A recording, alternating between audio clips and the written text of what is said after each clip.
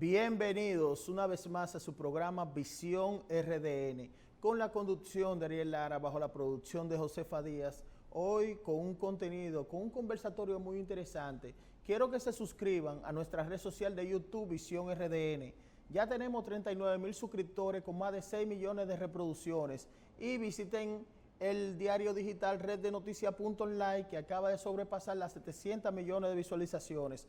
Hoy va a aumentar porque hoy tenemos un conversatorio muy especial con un gran profesional que se ha destacado en el derecho, se ha visto mucho en los medios de comunicación y lo hemos traído para edificar al público en unos cuantos asuntos jurídicos, y es el jurista, el amigo Valentín Medrano. ¿Cómo está, Valentín? Saludos, muchas gracias, Ariel, por la oportunidad que me da de estar aquí con ustedes, ser parte de las ofertas que ustedes ofertan, siendo ya uno de los 39,000 suscriptores y de las 6 millones de visualizaciones que se tienen. Yo también estoy ahí, en muchas visualizaciones, no en una, sino de forma repetida, porque creo que estás haciendo un trabajo promisorio, un trabajo encomiable, y te deseo y te auguro el mejor de los éxitos. No, igual, y para mí es el honor tenerlo usted de beneplácito, un profesional de su trayectoria, que en realidad le hemos dado seguimiento en el derecho. Por eso lo hemos traído a usted para edificar algunos temas. Y me gustaría empezar con lo siguiente, Valentín. Yo vi un artículo de usted relacionado con Galileo Galilei. Galileo Galilei es un astrónomo italiano que incluso se ha dicho que es padre de la astronomía, padre de la ciencia, pero en lo moderno, en la era moderna. Me gustaría saber cómo usted relaciona ese artículo con el matiz político. Bueno, ¿A qué se refiere? En realidad yo estaba respondiendo una inquietud o una imprecación que se hacía a mi persona a fuer de acusación, por así decirlo, por una defensa aparentemente férrea que yo hacía de una situación que no es popular. A mí poco me importa, y no lo digo de forma despectiva, estar en la corriente de momento. Porque decía yo, a respuesta de una persona que me decía, pero ven acá, tú vas a darlo todo lo que tú has logrado, lo que tú has cosechado, como tú decías, en un ejercicio profesional de 20 años, por defender a una persona.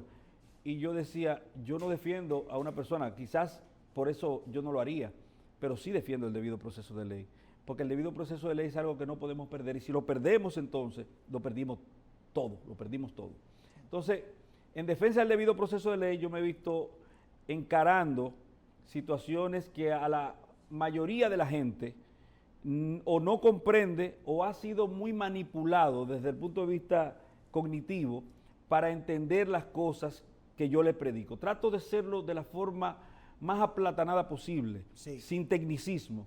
Entonces, ¿qué ocurre con Galileo Galilei? Yo le decía, bueno, mira, el problema es que yo prefiero, en todo caso, tener la verdad de mi lado, tener la razón, indefectiblemente que la razón no sea popular.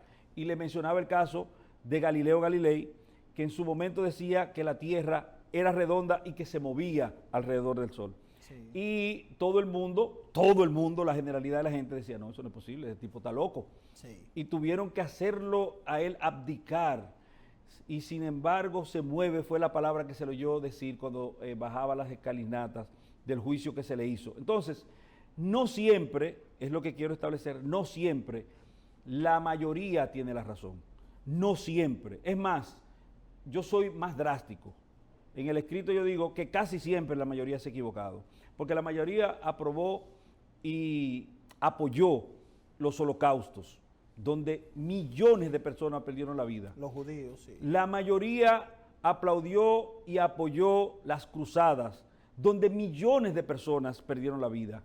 La mayoría apoyó y aprobó la crucifixión del Cristo Redentor, y la mayoría estaba equivocada. Entonces, no siempre la mayoría tiene la razón. La mayoría es decisoria, puede decidir, pero su decisión no siempre aterriza en la verdad. Y yo establecía en ese artículo que justamente nosotros tenemos un problema con lo que tiene que ver con el debido proceso de ley en la República Dominicana, ya que si tú te pones a revisar, ayer mismo salieron unas declaraciones que fueron impactantes para mí, porque yo he dicho desde hace mucho tiempo que con respecto al proceso denominado Medusa, que se conoce actualmente en el Palacio de Justicia de Ciudad Nueva, en los Corrillos Palaciegos, yo decía que ahí no hay un solo tipo penal. Uno, no, oye, son 19 presuntas imputaciones, presuntamente 19 tipos penales. Y yo digo que ninguno de esos presuntos tipos penales son tipos penales. Y ayer entonces resulta que el ingeniero, creo que es ingeniero Macarrulla, o el licenciado Macarrulla, que es el actual ministro de la Presidencia, sí, corroboró en al menos uno de los ítems de los 19 que tiene el Ministerio Público imputacionalmente en contra de esos imputados. ¿Cuál era? Él decía de forma tajante: no hubo sobrevaluación en la cárcel de La Victoria, no hubo sobrevaluación y todo el procedimiento se hizo de forma lícita y correcta. Ahora yo no he visto que nadie lo ha ido a buscar preso.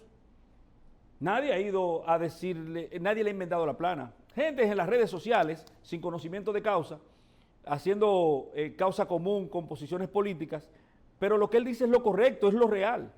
No hubo sobrevaluación. Y la muestra más fehaciente de la inexistencia de sobrevaluación en ese proceso de construcción fue el hecho de que esta actual Procuraduría General de la República, en la persona de doña Miriam Germán Brito, Procuradora General de la República, firmó adendum a esos contratos. ¿Ya firmó adendum? Adendum por 290 y tantos millones de pesos. Entonces, no hubo sobrevaluación, no hubo robo, no hubo despilfarro, no hubo violación a ninguna ley, no hay un tipo penal, no hay un solo tipo penal y además hubo mucho de avasallamiento, arbitrariedad, revanchismo, venganza, que yo entendía que la República Dominicana estaba en un estadio desde el punto de vista institucional donde esas cosas jamás iban a volver a renacer, a volver a verse. Tú me dirás, pero ¿venganza de qué y por qué? Venganza en contra de una persona que afectó intereses a lo interno del mismo Ministerio Público, afectó intereses. Y esos intereses hoy, empoderados, están asumiendo una posición de pasarle el rodillo a cualquiera. Si tú me preguntas a mí, y excúsame que me esté autocuestionando. No, lo estamos escuchando. Porque creo que la parte interesante de todo esto tiene que ver con justamente con la conceptualización relativa a los tipos penales. Yo te podría decir, mira, para hacértelo rápido, con respecto a los 19 tipos penales. Sí. El primer tipo penal, que no es tipo penal, que se endilga, es que un señor de nombre Moya, apellido Moya, José Moya, contrató con el Ministerio Público una cosa e hizo otra. Eso, por ejemplo, cualquier abogado, bueno, aquí tenemos un colega, te podrá decir que eso es violación contractual. Y la violación contractual no es un tipo penal. No. La violación contractual civil. Es un asunto eminentemente civil. Sí. Entonces, mira que tú lo sabes. O sea, ¿cómo el Ministerio Público no lo sabe? Exactamente. ¿Cómo una jueza de la República no lo sabe? Entonces, eso te dice a ti hasta qué punto hemos retrocedido desde el punto de vista institucional y procesal. Vamos a otro de los tipos penales. El segundo tipo penal creo que da cuenta de la compra de un aparato para un laboratorio, que el mismo Ministerio Público en su acusación embrionaria dice: el procedimiento de licitación se hizo conforme con la ley 340, es decir, correcto. Entonces, sin embargo, ellos entienden que hubo una sobrevaluación de 1 millón y pico de pesos. Pero si hubo una sobrevaluación y hubo un proceso acorde con la ley 340, tiene que ver con el proveedor, no tiene que ver con el Ministerio Público, con el comprador. No. Pero peor, cuando tú buscas en ese mismo procedimiento de compra, te vas a dar cuenta de que ese mismo aparato que se solicitó y que se compró y que se tiene ahí, en otras, ¿cómo se llama? Cuando tú pides la cantidad de precio. Una cotización. En otras cotizaciones valía exactamente lo mismo. Exactamente lo mismo. Entonces, el ministerio, pero vamos a suponer que sí, que hubo una diferencia en cuanto al precio y vamos a suponer que hubo una violación a la ley 340. Mira, que es de lo que más se habla ahí en esa acusación. La ley 340, en ninguno de sus artículos contienen sanción punitiva. En ninguno de los artículos de la ley hay sanción punitiva. ¿Qué quiere decir? Que no es una ley penal. es una ley de corte administrativo. Sí. Y su fuerza y su procura es eminentemente ética. Cuando dicen, por ejemplo, que se favoreció a una empresa respecto a otras oferentes en un proceso de licitación, eso no es penal. Porque al final, lo que tú vas a buscar desde el punto de vista punible es si lo que se ofertó o lo que se compró se dio, se obtuvo, si la construcción que se iba a hacer por medio de la contratación que se llevó a licitación está acorde con los rigores exigidos y además si no hay sobrevaluación. Que como dijo, por ejemplo, el señor Elisandro Macarrulla, el ministro de la Presidencia, no hubo sobrevaluación. Entonces, tú vas buscando uno por uno, no sé si tú quieres que hablemos del antidrón. No, claro. Por ejemplo, que se dice que un antidrón fue sustraído, pero ¿cómo una cosa puede ser sustraída y está también en tus almacenes?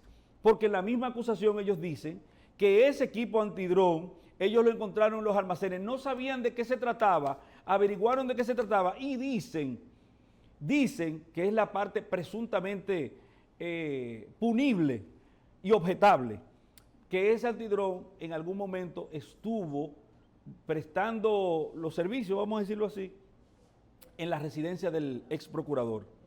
Y yo le preguntaba a alguien, y te preguntaría a ti, sí, y disculpa que yo sé que el entrevistado soy yo, ¿la Procuraduría es doña Miriam Germán o es el edificio? La Procuraduría y doña Miriam Germán. Lógico. ¿La Presidencia de la República es Luis Abinader o el Palacio de Gobierno? Luis Abinader. Donde esté Luis Abinader tiene que estar la seguridad. Entonces, si el ex Procurador General de la República tenía que ser asegurado en su condición de ex procurador y ese antidrón era parte de la seguridad, donde él estuviera debía estar ese equipo antidrón. Pero no es sustracción, porque la sustracción es tomar una cosa ajena y llevarla a otro lugar, alejado del propietario y en beneficio propio. Y eso no ha ocurrido. Sí. Quiero señalar algo muy importante que tú destacas. Entonces, Valentín, dentro de lo que se ha visto, entonces, en este caso de la Operación Medusa, tú citabas que hay varios artículos ahí que tienen que ver con el derecho civil, con el derecho administrativo, no necesariamente todo con el derecho penal. ¿Y cuál es que se puede señalar dentro del derecho penal entonces? Ninguno, te estoy diciendo, son 19 presuntas imputaciones y de las 19 ninguna corresponde a un tipo penal. Pero si tú pudieras decir, mira, ahí hay de todo y de nada. Es como la canción de Luis Miguel, todo y nada. Todo está dicho y nada repercute en la subsunción de un tipo penal. O sea, en que ese tipo de hechos tú lo puedas encuadrar en una calificación jurídica. Busquemos coalición de funcionarios. Y a coalición de funcionarios busquémosle asociación de malhechores. Ok. Se coligaron unos funcionarios, pero el señor Moya es funcionario. Él es un contratado externo. Entonces no es un funcionario. No es un funcionario, pero vamos a ver. Asociación de malhechores. ¿Qué es asociación de malhechores? Es cuando tú y yo, por ejemplo, nos ponemos de acuerdo para cometer un crimen. Tú y yo nos ponemos de acuerdo. Mira, vamos a cometer un crimen. ¿Qué te parece? Ok, sí, nos ponemos de acuerdo y vamos y cometemos el crimen. Robo agravado, asesinato o lo que sea. O el robo al erario, para hablar de corrupción. Nos ponemos de acuerdo para eso. Pero yo te preguntaría, vamos a las calificaciones inespecíficas que ha hecho el Ministerio Público. El señor Moya violenta un contrato que tiene con el Ministerio Público. Y yo te pregunto, ¿qué tiene que ver, por ejemplo, el procurador con eso? Si es un tipo penal particular, especial, personal, y la responsabilidad penal es personal en la República Dominicana. O sea, ¿cómo tú asocias a una señora a la que tú acusas de que tomó materiales de construcción y lo llevó a su finca con esta violación contractual? ¿Qué liazón tiene? ¿Cómo tú lo conectas? Entonces, ¿cómo tú dices que esa señora, por ejemplo, está asociada con este señor? ¿De qué manera? si el artículo 265 del Código Penal es claro en cuanto a la definición de la asociación de malhechores? Sí. Entonces, vamos al otro punto. Por ejemplo, una señora, tú la acusas de que sustrajo bienes, materiales de construcción, y lo llevó a una finca que no existe, que tú no encuentras, que no está en ningún lugar, pero no tienes ningún elemento de prueba para sustentar eso. Pero esa señora, ¿cómo tú la conectas con una persona que tuvo que ver con una cubicación de un asunto que se hizo, por ejemplo, en La Victoria? ¿Cuál es el hilo conductor, el nexo? Ninguno. Entonces, ¿cómo un asunto que pasa en fechas diferentes, con actores diferentes y que describen acontecimientos jurídicos diferentes, tú lo puedes asociar, conglobar y meterlo como como Maco y Cacata?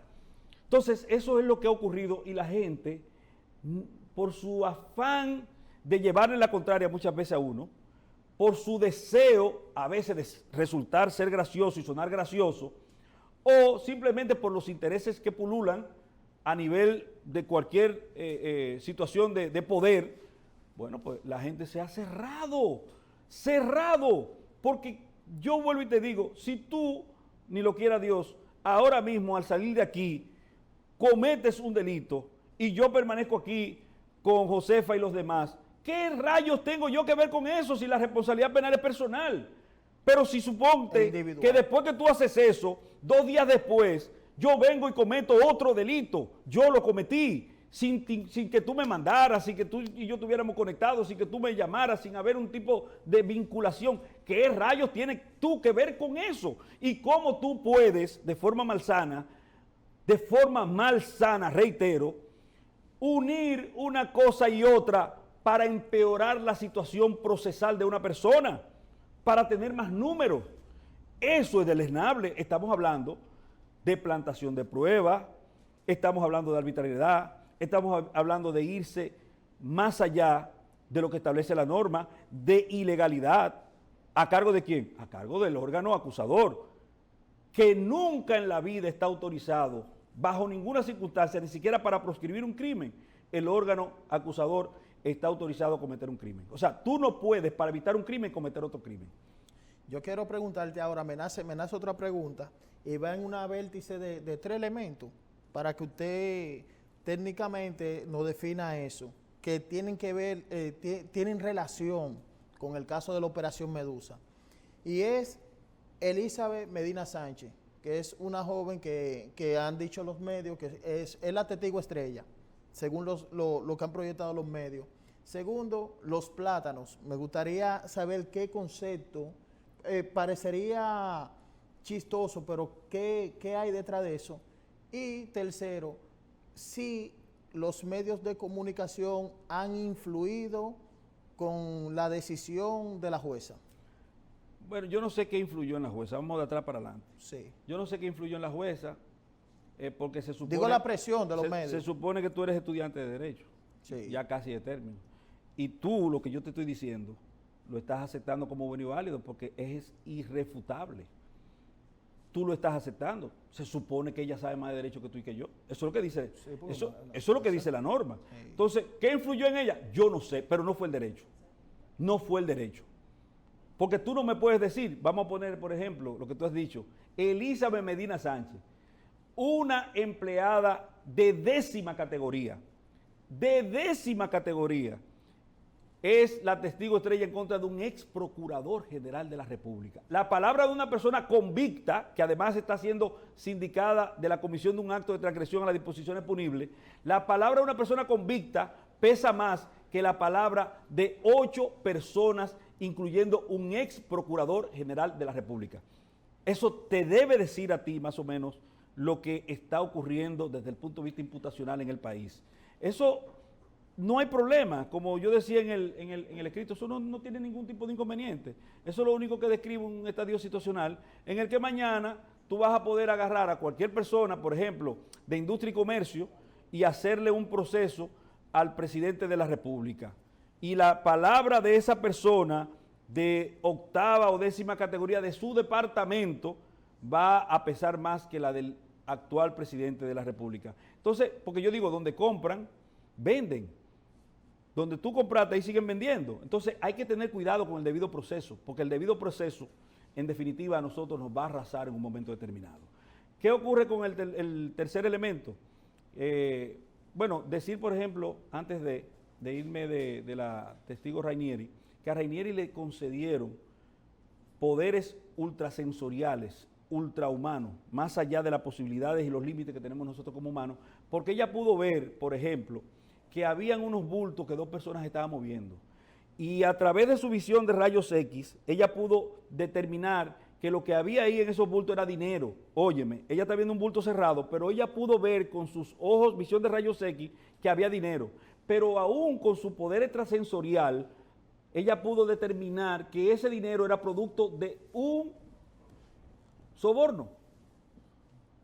Oye, esas son las condiciones que tiene esta persona ficticia, casi mente, que ha creado el Ministerio Público. Esa persona pudo ver que era un soborno, pero hay un problema con el soborno. Por ejemplo, si tú y yo nos ponemos de acuerdo para sobornar, el soborno tiene 3 elementos: el sobornante, el sobornado y el óbolo, el dinero que se da. ¿Dónde está el sobornante? Pero además, pregúntate más allá, ¿qué sería el 4º elemento y el más importante? ¿Soborno para qué? ¿Para qué fue el soborno? ¿Me estás tomando por dónde voy? Entonces, todo lo que se dice en ese papel que va a ser históricamente tenido como nocivo y asqueroso, porque al final de cuentas la verdad sale a relucir, decía Juan Bosch. La verdad no hay forma de detenerla. Aún tratando de ponerla en un lugar cerrado y bajo la imposibilidad de que la luz penetre, ella va a tiritar y a trillar su luz de forma tal que va a arrasarlo todo. ¿Qué ocurre con la verdad en este sentido? Bueno, ya te decía a ti que lo que tiene que ver con la capacidad ultrasensorial de la señora. Había una tercera situación que tú lo de los plátanos. Vamos con los plátanos. Sí. Mira, desde el punto de vista jurídico, un plátano no es una figura jurídica. Eso no tiene la más mínima trascendencia que no sea el morbo, el deseo de dañar, el deseo de crear ficción incluso, porque, óyeme, no es solamente que te ponen unos plátanos presuntos ahí. Vamos a suponer que sí, que hubo unos plátanos, que pudieron haber sido unos panties, unos pantaloncillos, lo que sea, lo que te diera tu santa voluntad. Porque tú puedes guardar lo que tú quieras y darle valor a lo que tú quieras. Por ejemplo, el reloj tuyo tiene el valor que tú le quieras dar. Si te lo regaló tu papá, por ejemplo, o tu mamá, o quien sea, una persona querida, ya no tiene un precio, tiene un valor. Entonces, el plátano, ¿qué función jurídica cumple el plátano? La que tú le quieras dar.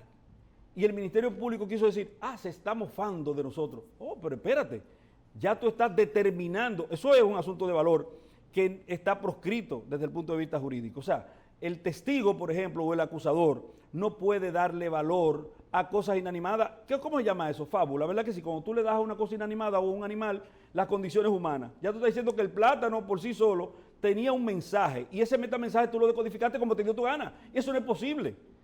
Eso no es posible. Pero desde el punto de vista jurídico, plátano no, el plátano no es... Oye, o sea, no estoy perdiendo el tiempo hablando de plátano. Sí. Pero el plátano... No, pero es para... Sí, pero el plátano no está proscrito, porque tú me dices, por ejemplo, encontraron armas de fuego. La simple tenencia de armas de fuego describe un tipo penal, según la ley 63. Sí. Pero, ok, no encontraron armas de fuego, pero sí encontraron sustancias controladas, droga. Entonces, es un tipo penal, estamos hablando de un asunto que jurídicamente es proscrito su simple tenencia. O dinero falso. O dinero falso, pero ninguno de esos elementos. Entonces, ¿para qué tú sacas a relucir un asunto que desde el punto de vista estrictamente jurídico no tiene importancia? Espérate, es que él sabía que lo estaban investigando y por eso quiso burlarse. Pero ven acá, escúchame. La actitud que voluntariamente asume el justiciable en ese proceso en uno anterior, que es el ámbito de discusión de lo que establece el artículo 229, te dice a ti que él no tenía el interés de irse para ningún sitio. Sí, él quería salir del país, pero a la primera solicitud de que se presentara, ¿qué hizo? Se fue. Y aquí tenemos fronteras abiertas. O sea, tú te puedes ir por Jimaní, por donde tú quieras.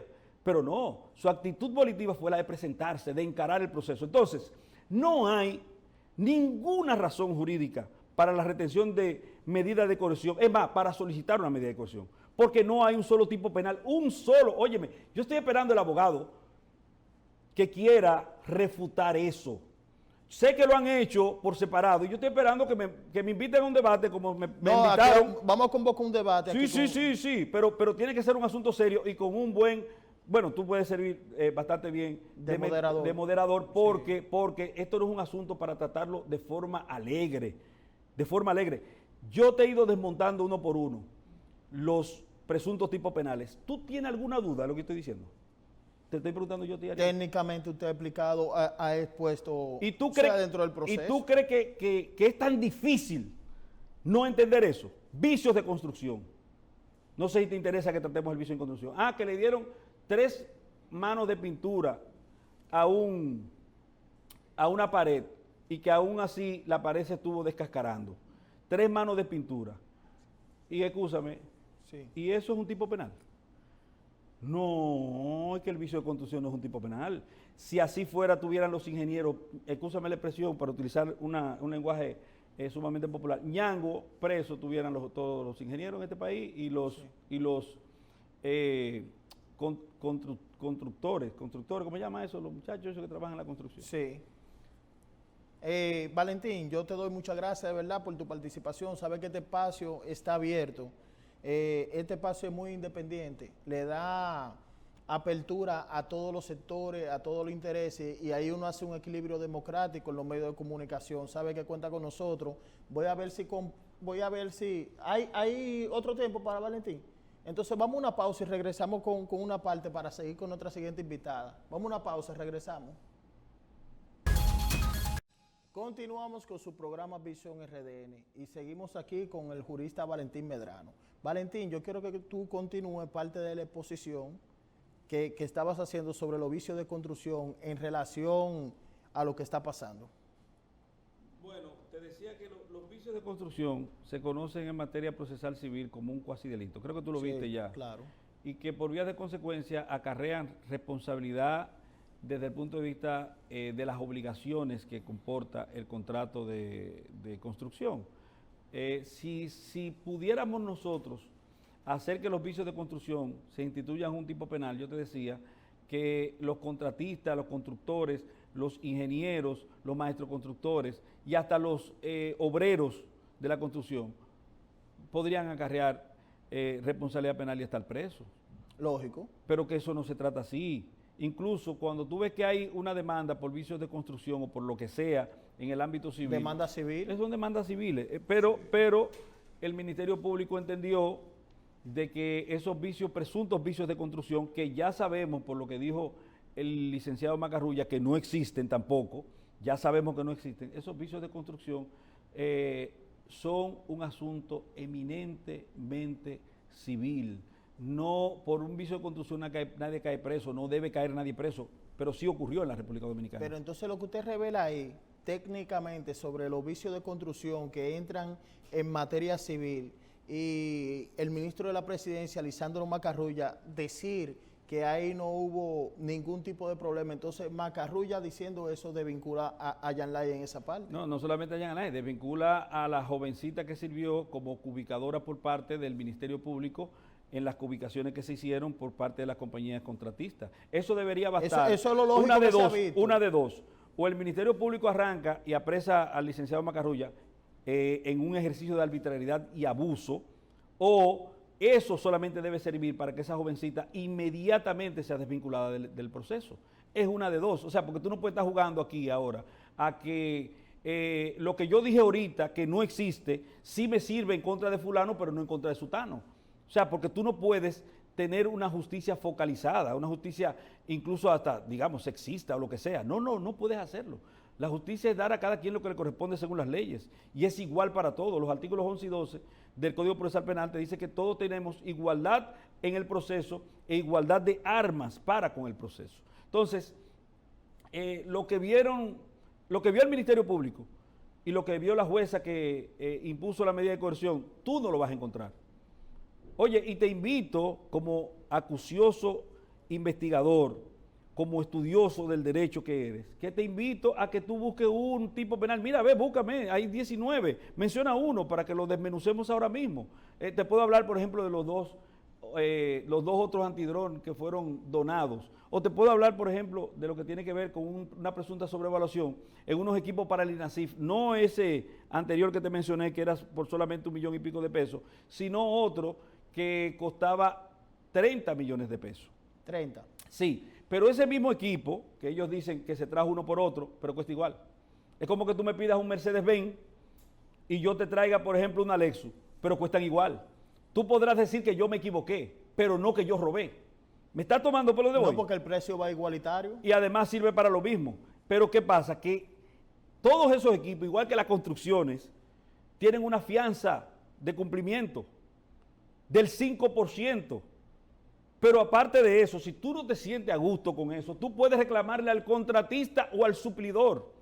Cuando te hablan, por ejemplo, de que se pagaron unos implementos que iban a servir para que las cárceles fueran aprovisionadas, por ejemplo, ¿verdad? Mira que se pagó un asunto que todavía no ha sido entregado, pero tonto, si te lo entregas ya tuviese perdido la garantía. Y es el único rubro en el que tú puedes adelantar el 80%. En construcciones te permiten un 25%. Es decir, que todo lo que ahí se hizo, se hizo por el librito. Y esa gente está presa. Y tú dirás, ¿por qué? ¿Por qué? Bueno, te dije por venganza, por revanchismo, por persecución política, porque no hay de otra. Busca cualquiera de los tipos penales puestos ahí y tú verás que ninguno primero son tipos penales. Y que ninguno, y ahora yo voy otra vez a reiterar las palabras del licenciado Macarrulla, cito, en la cárcel de La Victoria, todo se hizo lícitamente correcto y no hubo sobrevaluaciones, y yo creo en él. Yo creo en él no solamente porque creo que es una persona correcta, creo en él porque yo hice mi investigación al respecto. Ah, espérate, que fue que se construyó en terreno pantanoso. La Victoria se construyó en terreno pantanoso. Sí. La cárcel de Najayo está en terreno pantanoso. Miami, terreno pantanoso. La Florida completa, ¿verdad que sí? Terreno pantanoso. La Castellana, terreno pantanoso. ¿Y cuál es el problema? ¿Cuál es el problema? Además, supongamos que sí, que el terreno era inadecuado. ¿Es un tipo penal? No, se equivocó alguien en escogerlo. No hay un solo tipo penal, señor, y esa gente está preso. No, porque realmente en los tipos penales entra, un ejemplo, la sustracción. Y que ahí no hay sustracción, por ejemplo, ahí no hay sustracción, no hay violación, no hay nada, no hay absolutamente nada. Pero la gente está ciega. Por lo menos lo que usted ha planteado. No, pero plantea uno. Sí, no, plantea no. uno. No, claro, pero por lo menos lo que usted ha planteado, que son de los más sonoros, ahí penalmente no es vinculante. Hasta lo que usted ha planteado no es vinculante. Pero busca cualquier otro. Por ejemplo, que borraron data y que lo hizo una persona llamada Forteza, que hizo acceso ilícito. Acceso ilícito tienes tú si no tienes una autorización para acceder. Si yo soy el director de telecomunicaciones, la cosa esa, tecnológico, tengo acceso lícito. La ley 5307 prohíbe el acceso ilícito y nada de lo que se hizo ahí fue violatorio a la norma. No hay un tipo penal, no hay nada. Pero si inauguramos entonces el epitafio nosotros, el debido proceso en la República Dominicana, estamos en un interregno, eso se llama interregno, donde no hay ley, donde aquí a cualquiera le pueden hacer un proceso. Ahorita mismo pueden venir a buscarte aquí. Ariel Lara, ¿qué usted está haciendo? Venga, usted está preso. Y medida de coerción y un juez a prisión. ¿Pero y por qué? Si se supone que nosotros traspasamos hace rato ese estadio, si ya la época de Trujillo pasó, si ya el asunto medalaganario de que usted va preso por estar preso o porque simplemente es una persona hostil al sistema, se supone que ya nosotros traspasamos esos linderos. ¿Y cómo es posible que esta gente esté presa simplemente porque le da la santa voluntad a alguien? A alguien que tú puedes buscar. Si tú quieres saber a quiénes o cómo, búscate los acontecimientos que ocurrieron a partir de la toma de posesión, días posteriores a la toma de posesión, y tendrás tu respuesta. Yo no tengo que darla porque yo no soy político, a mí no me interesa eso. Yo vengo aquí a hacer análisis jurídico. Y jurídicamente yo, y reto a cualquiera, no encuentro un solo tipo penal en ese desaguisado que se llama acusación o solicitud de medida de coerción en este caso. Sí. Yo quiero hacerte ya una pregunta ya en otro tema, pero ya por el tiempo yo te voy a estar invitando porque me gusta desarrollar los temas contigo técnicamente. y es que Montesquieu en El espíritu de la ley habla de la división de los poderes del Estado. Tú lo has dicho. Sí, con esa idea era romper un régimen monárquico y hacer la teoría de los contrapesos de los poderes.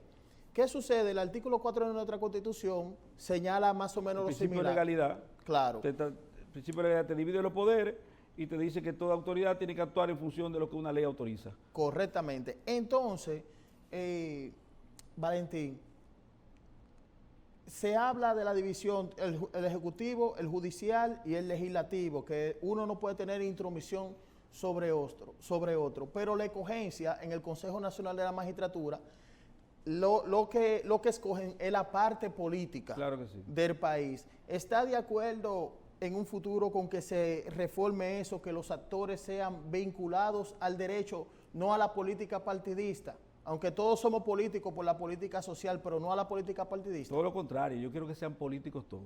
Te lo ¿Que digo sean con toda políticos? honestidad. Claro que sí. Los políticos son los que han hecho a este país los grandes aportes. Búscame de la sociedad civil alguien que haya hecho aporte a la sociedad más que un político. Búscame una sola persona, compáramelo. Oye, lo que hay que ser honesto y punto. Lo que usted tiene que regirse por el principio de legalidad. Político no. Que se sienten ahí en ese curul a hacer su trabajo. Búscate en los aportes históricos que han hecho aquí en la República Dominicana las personas de bonomía, los prohombres dominicanos. Todos son políticos o han sido políticos. Eso es un asunto, mira, eso es un asunto de hipocresía social. Sí, que lo vamos a debatir después. Entonces, Ok. muchas gracias de verdad por tu participación. No hay de qué. Sabes que cuenta con este programa. Vamos a una pausa y regresamos con la parte final.